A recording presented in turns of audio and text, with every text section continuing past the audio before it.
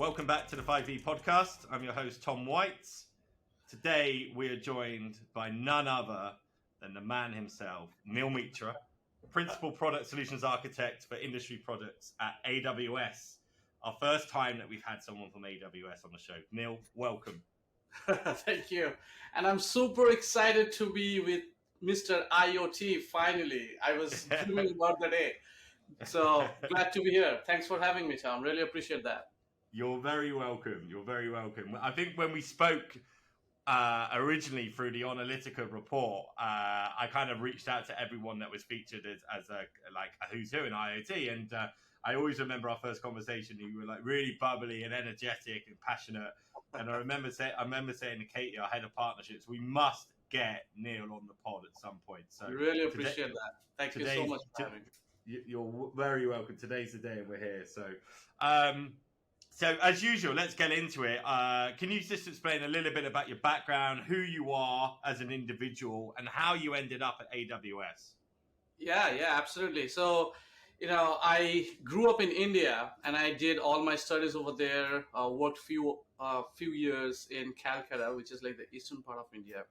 Then I moved to US in 2007, and after I landed, I lost half of my name. So my parents gave me the name of Indraneel, but I lost Indra because no one could pronounce it, so I'm Neel.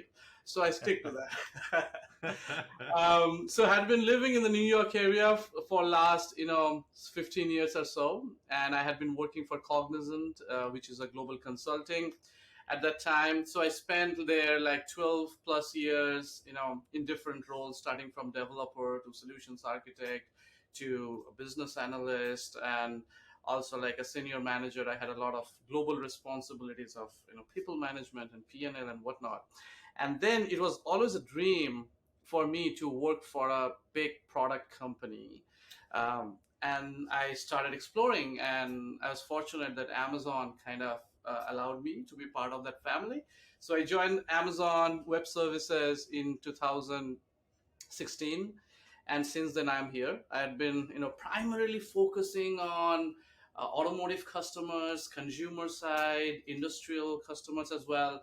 Although my background with Cognizant had been more on the financial and healthcare customers. So I tried to kind of, learn about a lot of the industry verticals as I can.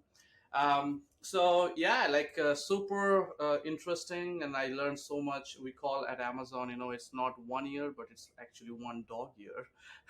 So 6 years at Amazon, it feels like probably 6 dog years for me.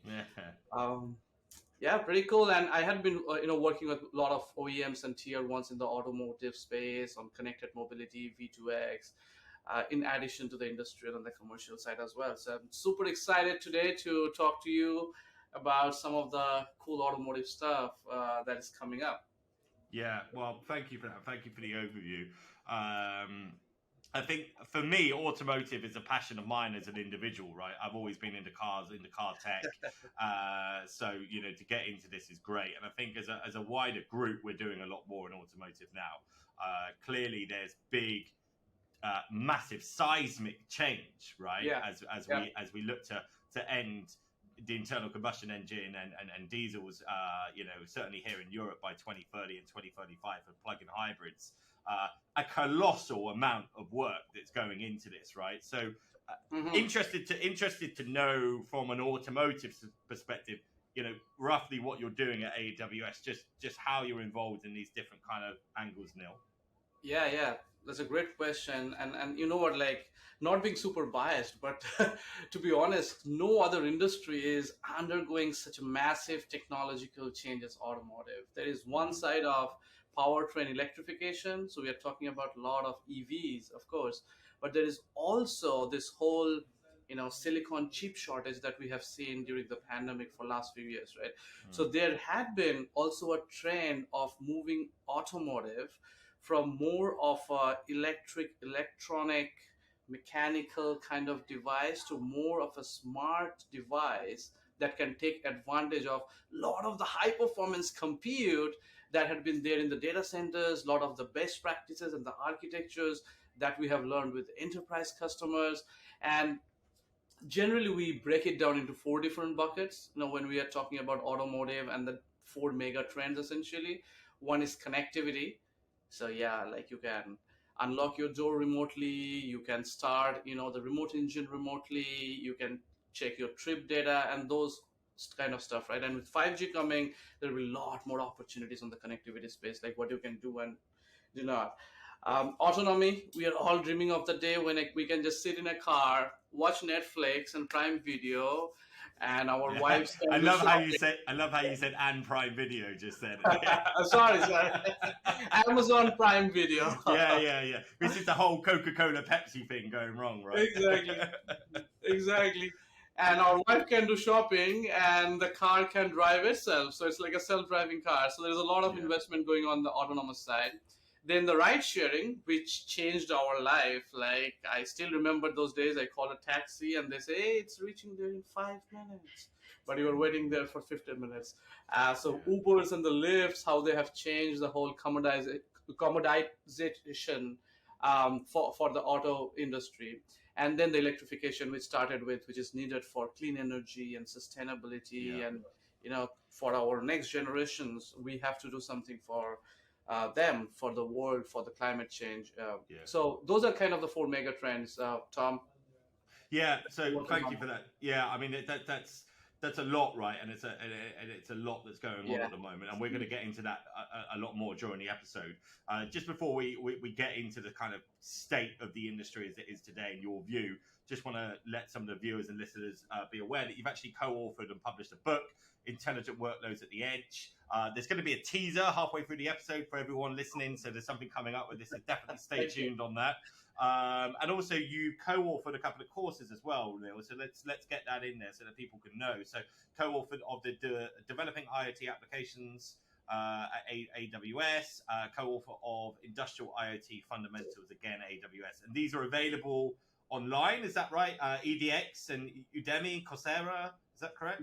That's correct. Yeah. So I got this opportunity, and thanks to Amazon for letting me evangelize and educate more customers, because we always say within Amazon there is a one-to-one relationship with the customer, but you also have to scale, and how you can scale yourself and reach out to one-to-many customers, right?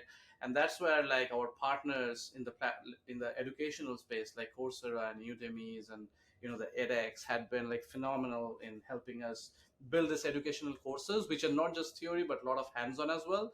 So that's where we're enabling more customers to learn, to get things done, get their hands dirty, and also like eventually get a certificate if they want from the platform, so it can shine on LinkedIn. Yeah. So That's good. yeah, That's thanks good. for highlighting that. You're welcome. We'll drop links into the comments where this is posted, etc. So people can go and look at your courses, right? Pretty cool. Yeah, you've obviously put a lot of effort and time and very knowledgeable about this. So it'd be good for people to check this out who want to learn more. So going back to these four major sectors, right? So there's obviously those are kind of the key trends and what you're involved in. I mean, what would you say? Is the kind of state of the industry today? Obviously, it's in a bit of flux. There's four major pillars here. Yeah. What is the state, and what are the main challenges that we're kind of facing? Yeah. So in terms of the state first, so if we like refer to the analysts, which we all kind of trust, like in terms of connectivity, if you think about IDC, they have said like there's a worldwide connected vehicle shipment forecast to reach like 76 million units by 2023, which will be all connected. If you think about autonomy, looks like by 2035, the automotive industry is going to, from BCG, drive down the revenue from the scale of the vehicle, and they will place a lot more emphasis on managing cost in terms of the self-driving vehicles, right? Ride sharing, I think we all know that has changed our world in the last 10 years. So we are all in love of the Ubers and the Lyfts. And based on Moody's, like the car makers are trying to seek and produce a lot of niche products to keep on attracting those different customers. And that's going to continue. And in terms of electrification, I know like we have a lot of the automakers and the tier ones already have electric cars. Of course, Tesla was the state of the art. But after that, like every automakers today are focusing on that, and there will be an estimated $260 billion over the next 5 years to launch more than 200 new EV vehicles. So it is super exciting what is happening in all of these four different mega trends. And these trends are essentially forcing the entire industry, especially the CXOs, to rethink their brands, their business, the way they operate as companies, to optimize their top line and bottom line. So shifting from just a car manufacturer to actually becoming a software driven mobility company. Yeah, I think I think that last line, from a car manufacturer to a software driven mobility company, Yeah. is massive, isn't it? Right? You Yep. know, it's such a tidal change in Exactly. how businesses operate and how they go about doing things, right? I think I've Yeah. mentioned this on the pod before, and I say this quite a lot. I mean, Gary Vaynerchuk has often talked about businesses becoming a media business first, Yeah. right? Yeah. So you're media first, and then you produce other things, right? You do other things, and in a way, that's kind of how this podcast came about, right? Because we had Exactly. to talk about stuff, but that transformation in the car industry is phenomenal. So what are AWS doing about this? Are we talking about software defined vehicles? What does that look like today? Yeah. Like AWS's role is to essentially help customers innovate across the entire value chain of automotive, right? That's like the North Vision. And the way they do it today is, of course, we have our hyperscale cloud infrastructure that offers the broadest and deepest set of services and solutions to make that a reality and accelerate the customer's journey on how they can innovate every day. Also, one of the Amazon philosophy is to take advantage of all the different investments, right, that we had been doing on behalf of our customers for the last 2 decades. So if you think about like Alexa in automotive, or if you think about like the Fire TV, or if you think about Amazon vehicles, Amazon Key, like Audible, these were all the different investments that we are doing in the auto sector, in the IVI side of the world, infotainment side of the world.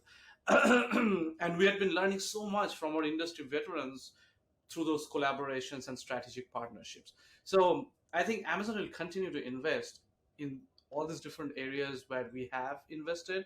And in addition, as you mentioned, yes, software defined vehicle, that is one of the major focus for us, how we can help our customers to shift from a typical automaker, as you just mentioned, to become a more software driven mobility company, which essentially means you have to transform everything, starting from your manufacturing to supply chain to your pre-sales to your production sales, and how the vehicle essentially operates from day to day.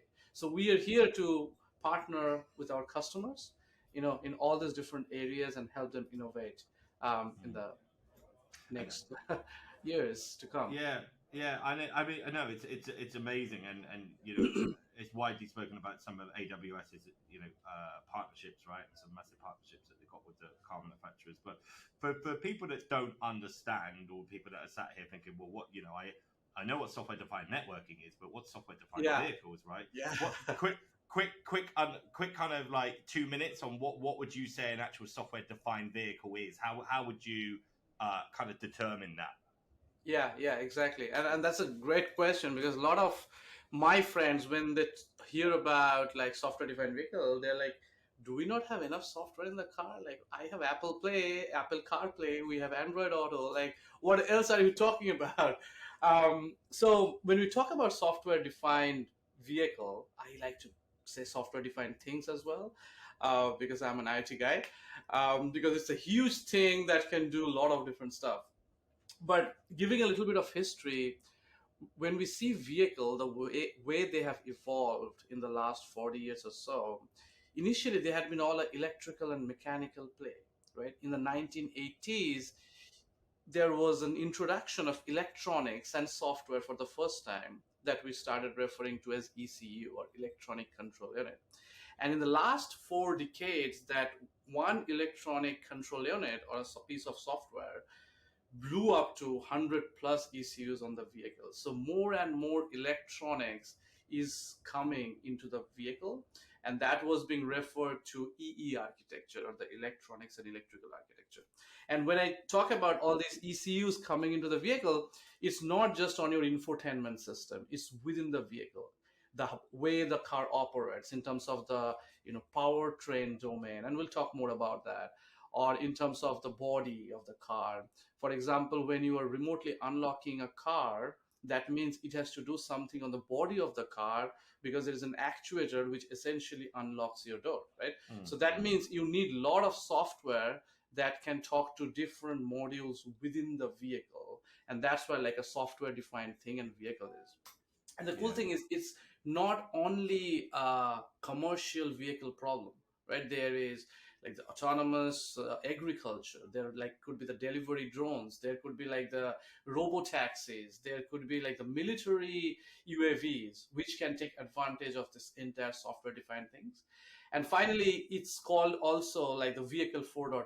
Just like in the industrial world, we love to say industry 4.0, and that will help integrate with the cloud ecosystem, unlock the data. You can do so much. Similarly, software defined vehicle, for our IoT friends here, if it's easy to remember, you can think of it as the vehicle 4.0 as well, which is going to transform the entire architecture of how a car operates, and it's not just limited to the infotainment system. Okay. Yeah. Yeah. I mean, that's a fantastic way to explain it, right? And I get that, and I think people need to understand that.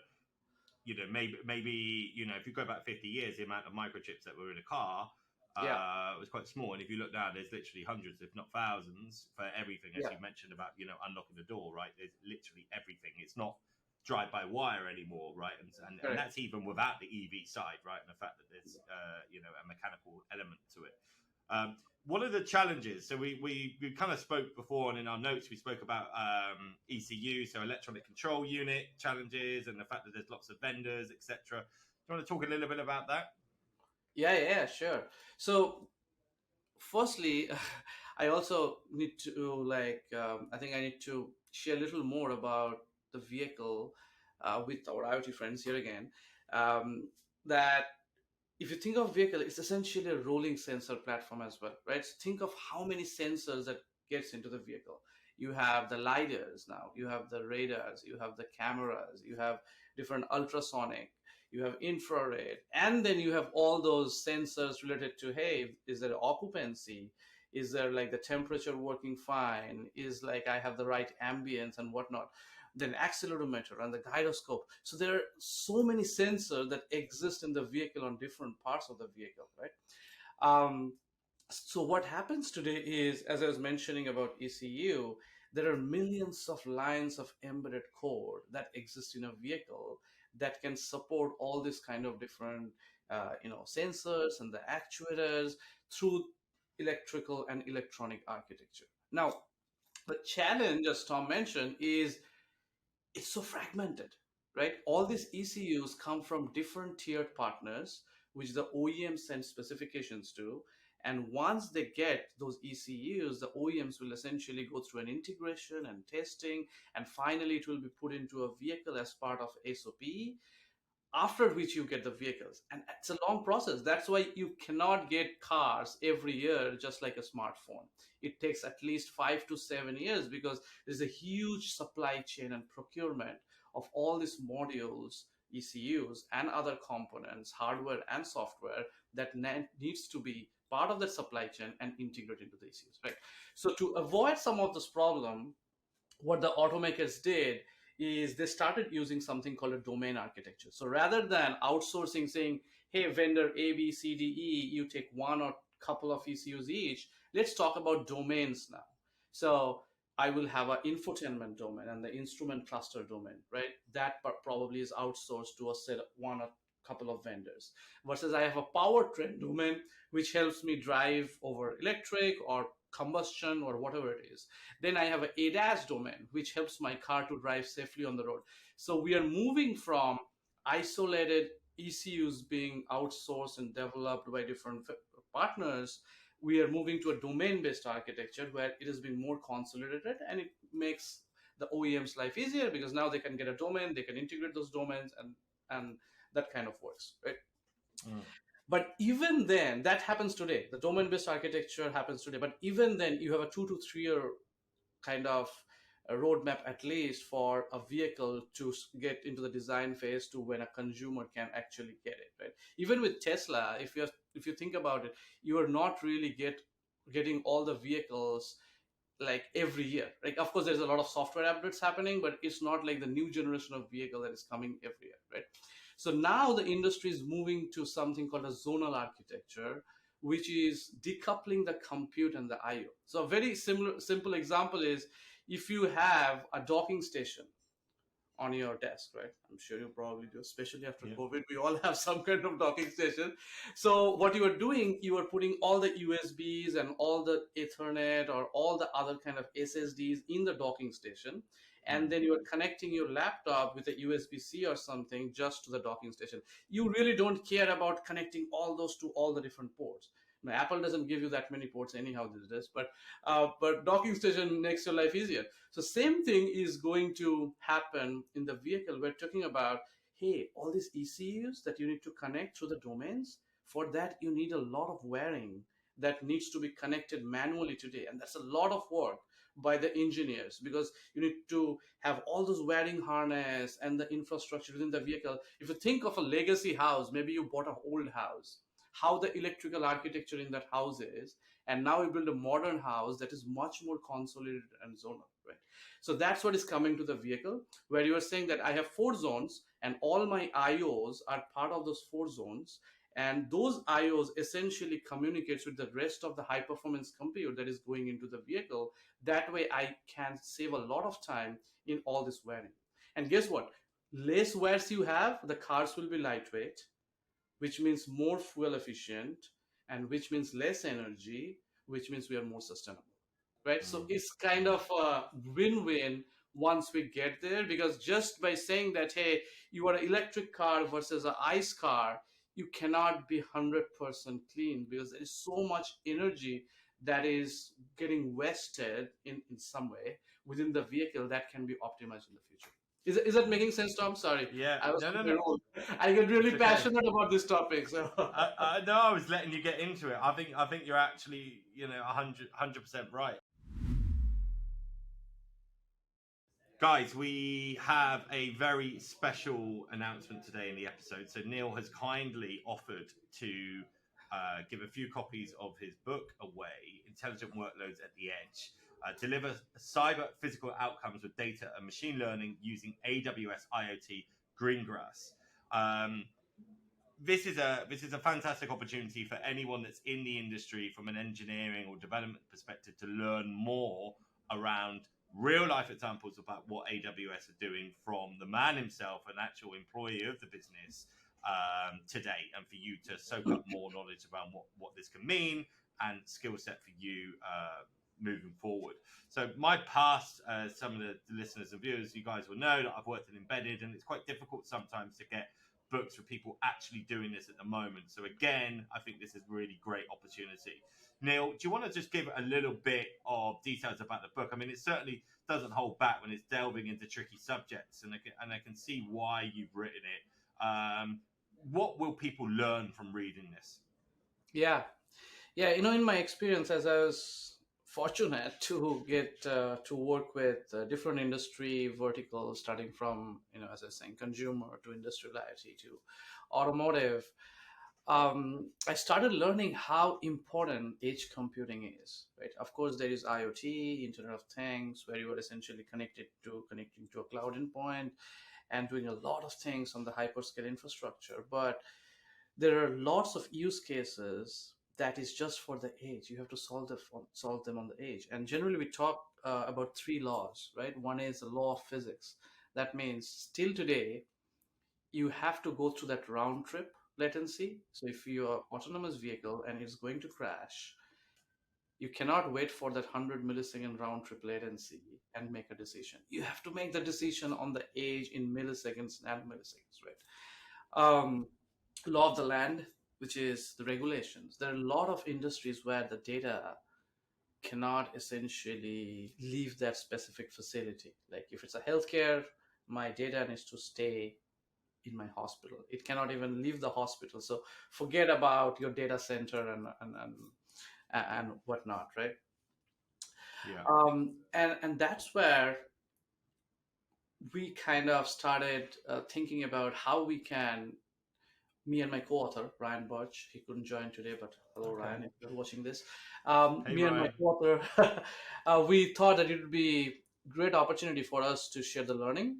And that's why we kind of spent 12 months of our life writing this book. And thank you, Tom, for giving us the opportunity to share this book on your platform as well. But it will Okay. essentially teach you how to combine all these technologies of edge computing with data analytics and machine learning on the edge when you are completely disconnected from the entire internet network and make real time or near real time decisions to deliver next generation cyber physical outcomes. So what we have tried, Tom, and you will get a copy of this book as well from me.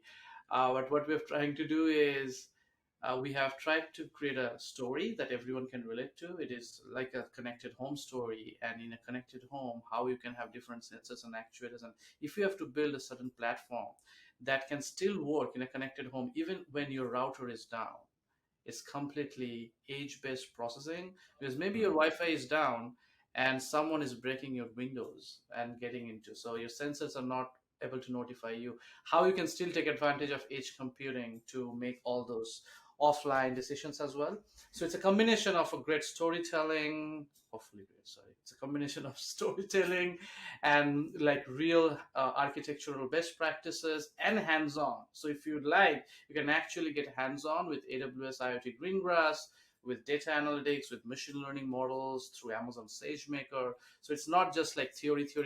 Yes, you learn the theory, but you also learn the architecture best practices. You learn what works, what doesn't work, like the trade-off. As a solutions architect, we always talk about trade-offs. And finally, you get a chance to get hands-on because there's code, and the code is available on GitHub as well. So yeah, long story short, I'm really looking forward to you reading the book, our audience here, and give us feedback on how we can improve. Thanks. Excellent. Thank you so much for giving an overview. And so, guys, that you're aware, so there's free copies and 10 discounted editions at 40% off the retail price. Winners will be generated at random and announced and contacted at the end of the season, at the end of this year. And all the details will come up in the comments and in the description of the video. I mean, one of the things that we talk about here a lot on the podcast is like standardization, right? And being able to make the connecting a lot simpler.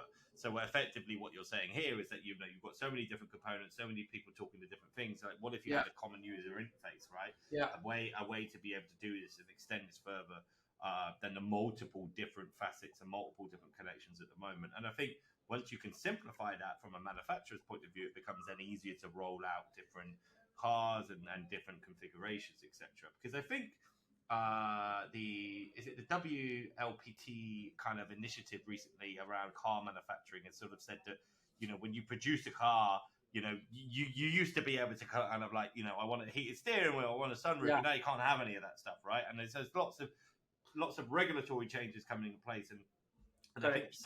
some of these things can be changed when we look at the heart and what you're saying. So I completely get that, and I suppose this links on quite nicely, Neel, to kind of like cloud native development practices as well. And the benefits of this in general, as you've mentioned, right? So I think moving from this monolithic to microservices based Correct. is a movement we're seeing a lot. So we talk about microservices.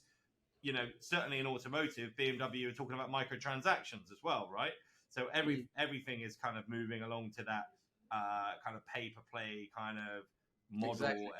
and on that basis. So it's just a really interesting time, and I think there's a kind of coalescing at the moment of lots of different factors, isn't there?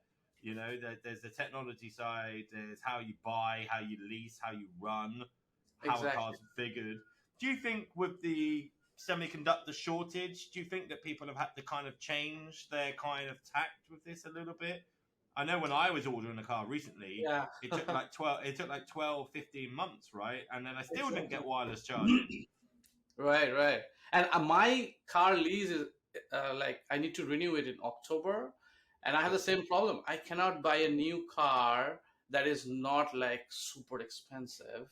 So I asked my automaker saying, "Hey, can you just extend my lease for a couple of months? Let me see what else is available in the inventory before I can commit to a new vehicle." So you are spot on, right? So what is happening today, because everything I explained, like there is so much decoupled, fragmented compute and the software within the vehicle, it makes life very difficult, because then you have to in-source all these chips that can run, which are essentially the ECUs, right? On where on top of which you are essentially embedding your code and then giving it to your automaker saying, hey, go and plug it in into your vehicle.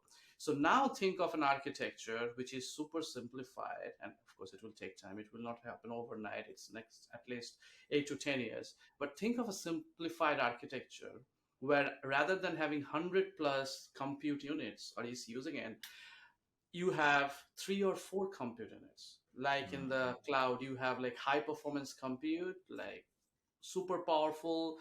And on top of that, you have the software architectures, which are cloud native, but not everything in cloud can work in the auto, because it's still a constrained environment. You cannot like scale from one server to thousands of servers in a minute. That does not happen in a car, it's in motion.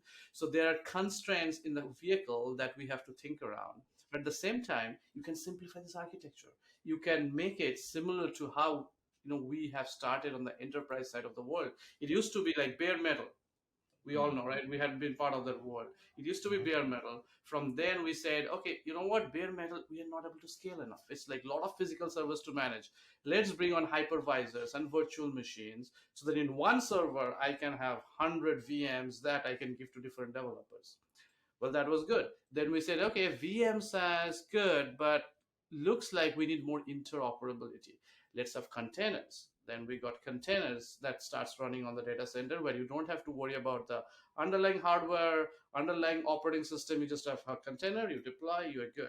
Now these days we are talking about functions, which is serverless. That means you don't even need to learn about containers. You just write your piece of code, you package in a certain way, you deploy it, and that's your microservice doing something. So same thing, similar patterns, what we have learned in the enterprise now can come on the high performance compute, which is 3 or 4, not 100 plus, which eases the whole supply chain, which eases a software defined coding mechanism, which eases more standardization, because currently the codes are essentially fragmented, redundant, because they're developed by different vendors, and they need to do all this heavy lifting of, hey, I need to plug into a PCIe interface, so I have to put all this logic myself. But with Zonal, you don't care. You just have an API Mm. that can talk over PCIe, that can talk over other kind of interfaces, that can talk to an abstracted set of sensors. It makes everyone's life easier, and we can innovate more, rather than having like all these chip shortage problems and other issues that we're having.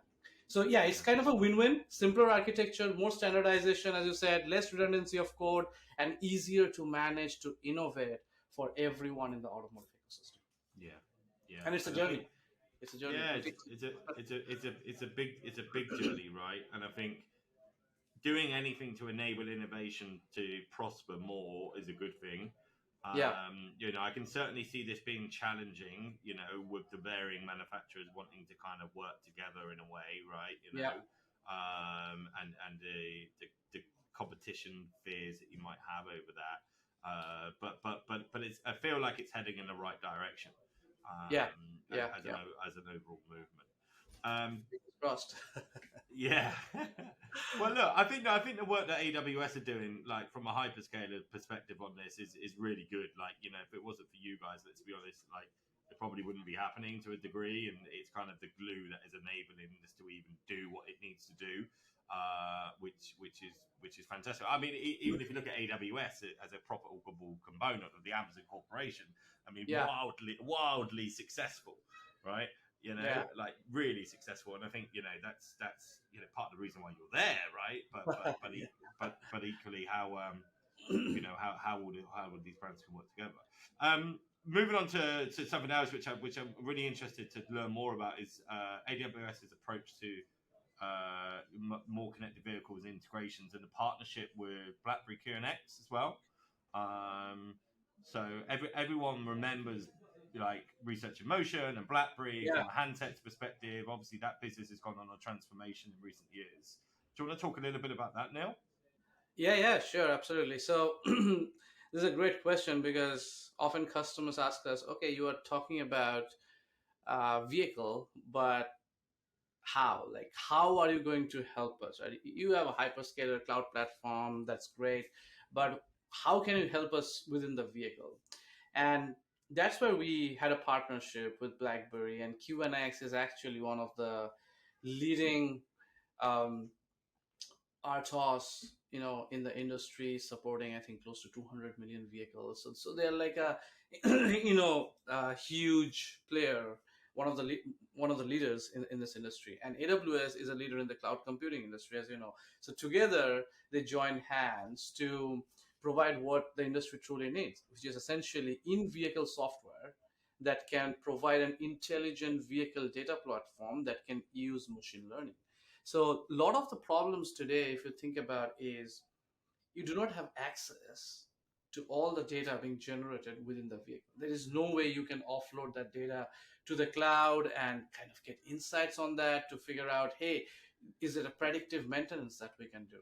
Or is there a warranty recall that is probably going to happen and I can forecast it? Or just that, you need to know more information around all the different ECUs. It's very similar to, like, in the industrial IoT, if I can use an analogy here.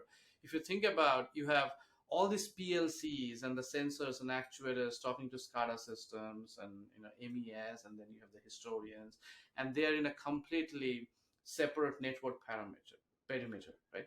And of course, they have the connectivity to ERP and whatnot, but they are like had been existing for such a long time, especially in the brownfield ecosystem. But then you have a demilitarized zone where you have some industrial gateways that you say, okay, I'll send the data to the cloud and do something on the cloud related to data analytics and fleet operations and factory operations and whatnot. But you really do not have a lot of control to collect all the data from all those PLCs and whatnot, because of legacy protocols, different legacy mechanisms and whatnot, right? So same problem kind of exists in the automotive, where, as I was mentioning, you have all these ECUs, and then you have all these sensors and the actuators that might be talking proprietary language, that might be having proprietary code. So now how you essentially have an interface that can help the brownfield and the greenfield both, right? Of course, greenfield is easier because now you can probably put a piece of software that can talk different kind of languages, and you put an abstraction layer in the hardware as well, that can do the translation. You normalize the data, you do a lot of in-vehicle processing and send it to the cloud, whatever is needed. But it's very difficult with brownfield. So long story short, with AWS and QNX, what we are trying to build is this intelligent vehicle data platform that can create different kind of abstraction layer and then normalize the data and then generate useful insights, not signals. You have the signals, but you need to get into useful insights using machine learning or typical algorithms that can eventually be offloaded to the cloud. And it will also enable diverse set of use cases, starting from predictive maintenance, of course, to like smart parking, smart payment, to vehicle monitoring and whatnot, because we'll also enable a digital ecosystem of partners on the automotive side, right? So that's kind of the vision. That's what we are working towards, and we are working with BlackBerry closely and various automakers to make this a reality. Yeah, I mean, thank you. That's such an amazing kind of collaboration and being able to do that, right? Like live, to do it there rather than, as you say, going up to the cloud and being able to connect everything. And I think the more and more that you can do with that is amazing.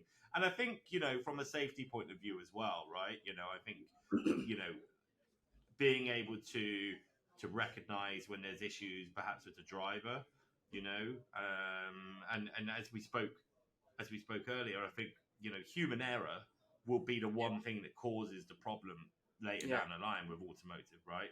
Exactly. We touched on autonomous driving, level 5 autonomous driving. There's that question there about what does the computer decide to do, right? Which is the lesser evil, right? Which people have spoken about, but I think ultimately we're going to become the problem, right? Long term, right? Yeah. And I think that's really interesting. Yeah. And yeah, sorry to interject, but you raise a very important point. That is another thing that differentiates a vehicle is the safety certifications. You cannot, so within a vehicle, there are safety domains and there are non-safety domains. So we call it like mixed critical ecosystem. Mm.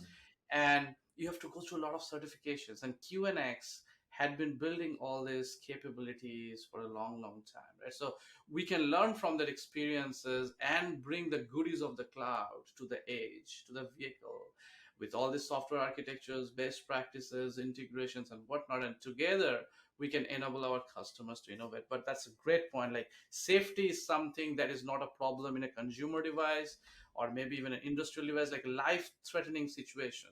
You have to deal with those kind of stuff, right? So, yeah, it's amazing. Yeah.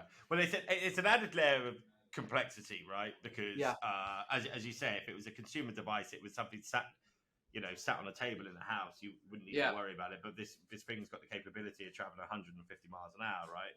yeah, You exactly. need to really think about it.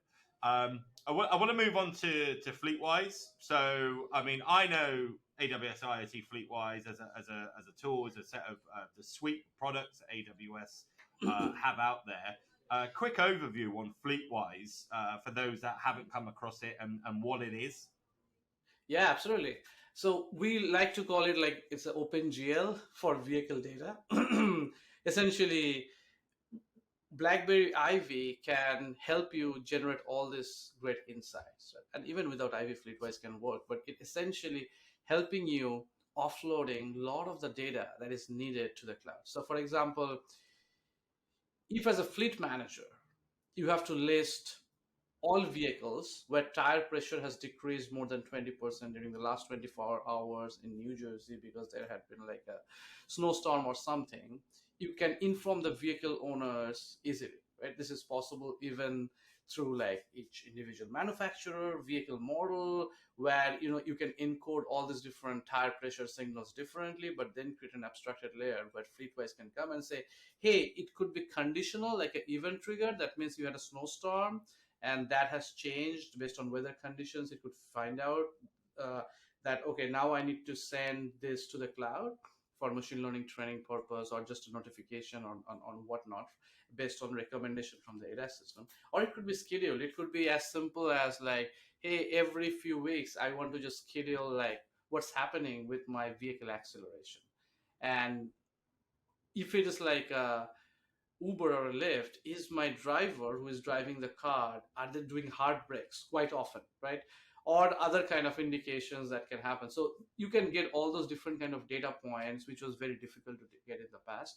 So in summary, unlock easily abstracted access to vehicle data so that we can democratize the access and enable customers to do a lot because it's the data age, it's the information age for everything. You can also reduce the data volume because it could be, as I said, event triggered or scheduled.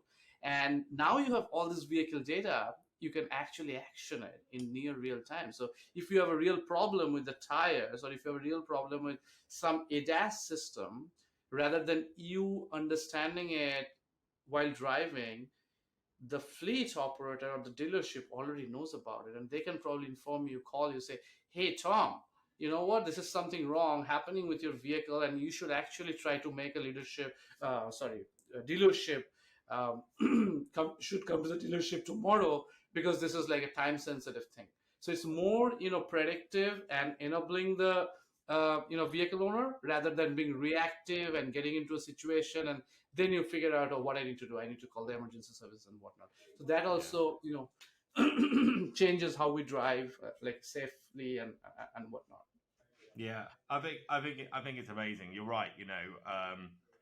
Being able to have that ability to look at this in real time, and also not relying upon that driver to be Yeah, bothered to go into the garage.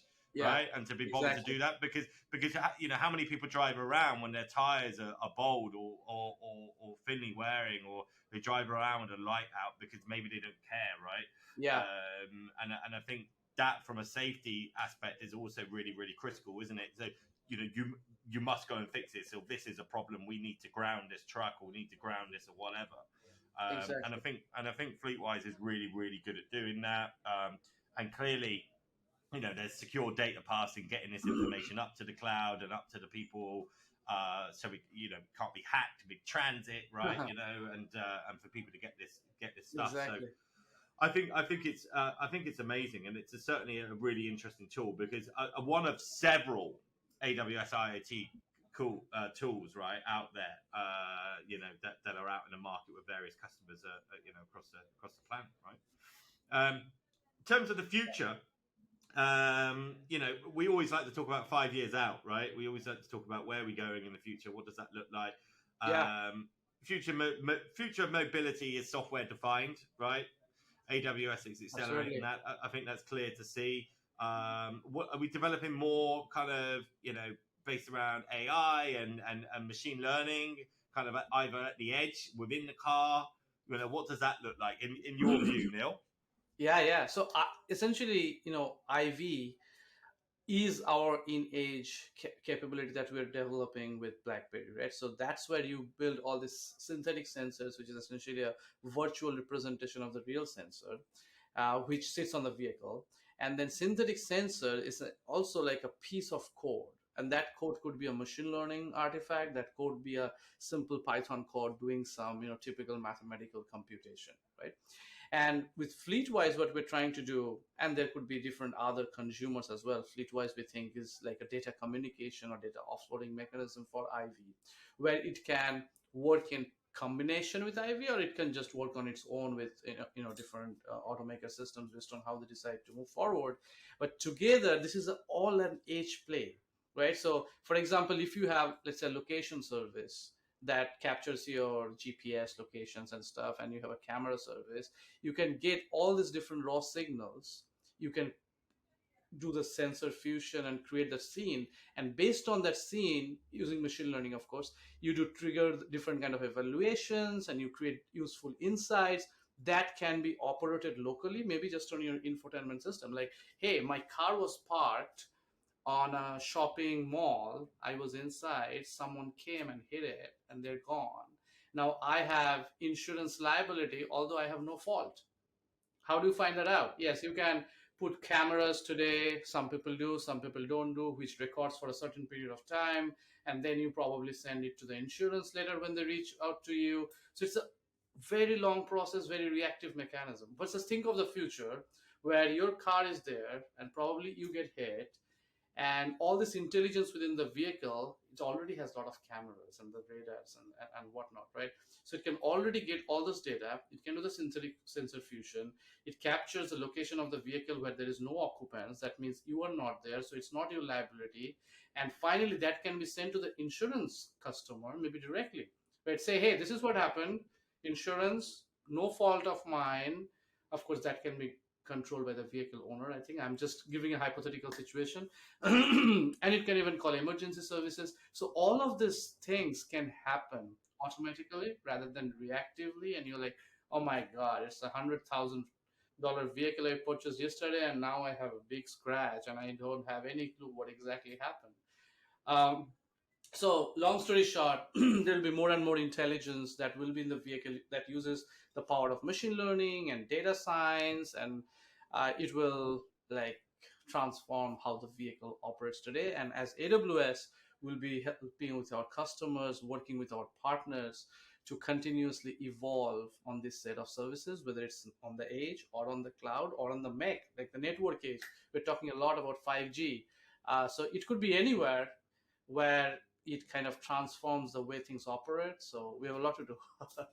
Yeah, wow. It is fantastic. I mean, in terms of the future, what that looks like, and being able to make decisions based upon machine learning there and Yeah, then, and the right decisions, in terms of kind of just making it easier and enriching yeah, for the driver, for the owner. or whoever's using the vehicle at that time, it's phenomenal, right? Exactly. You And hit the nail on it. It's a decision making faster using all the intelligence that we can build, and that can be used by the vehicle owner, a fleet owner, a automaker, a tier one. There could be like hundreds of different use cases that can open up if you have that near real time visibility to what is happening within my car across all these different systems, like the ADAS and the powertrain and the body and the chassis and everything. Because now you have unblocked access to all those systems and the data point that was not available before in a useful manner. So yeah, spot on, I Tom. mean, oh, it's incredible. Yeah, I'm just thinking in my head, just as you're talking about that, certainly from a FleetWise perspective. yeah, yeah.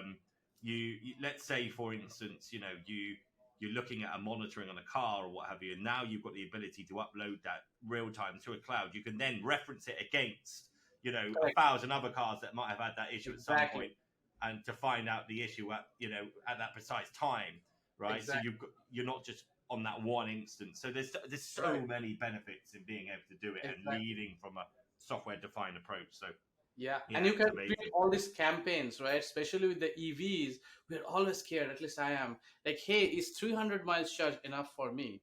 And maybe you are sitting on a traffic and your charge is going down, down, down, down, down. And the only way all these EV batteries can be, improved if they have more and more data points in terms of all these anomalies and different patterns, right? And Yeah, today, all the battery management system that is going into the vehicle, I don't think they have all those kind of visibility. So with intelligence on the vehicle, with something like IV and FleetWise, right?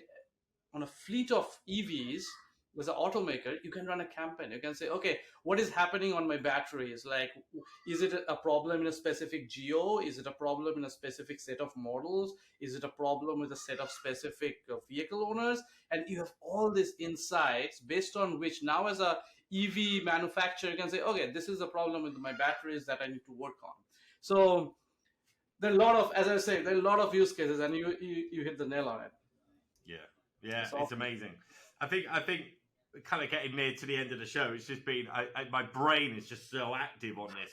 There's so many different things I want to ask you, but I think in terms of for those listening, key takeaways. I think software defined uh, Vehicle. mobility, right? Was that software defined vehicle? We're Yep. moving towards that. AWS have got some fantastic partnerships across various sectors, specifically as well. We're talking about Blackberry QNX and the Ivy platform. Yep. Uh, Fleetwise to be able to upload information as soon as possible to the cloud near real time situations happening in Correct. cars. Neil, near the end of the show, we have some quick fire questions. Awesome. Let's do it. And we say this for everyone. In fact, they're usually different questions. Although I think in the pre-production when Katie put this together, I think she used the same questions. But I'll let her off that. She's been very busy recently. Okay. Sorry to our viewers and listeners who may have heard the same questions, but at least it's someone else different answering. Neil, who's your biggest inspiration and why? um, I think I have two inspirations.